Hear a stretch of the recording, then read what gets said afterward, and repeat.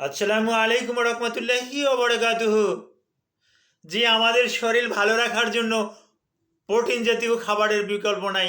নিয়মিত আমরা প্রোটিন পরিমাণ মতন প্রোটিন খাবো, ক্যালোরিযুক্ত খাবার খাবো। কিন্তু আপনার আমার শরীরের কিছু অর্গান আছে, বিশেষ করে লিভার, কিডনি, এগুলো যদি দুর্বল হয়ে যায় তাহলে খাবারের কিছু তারতম্য আছে।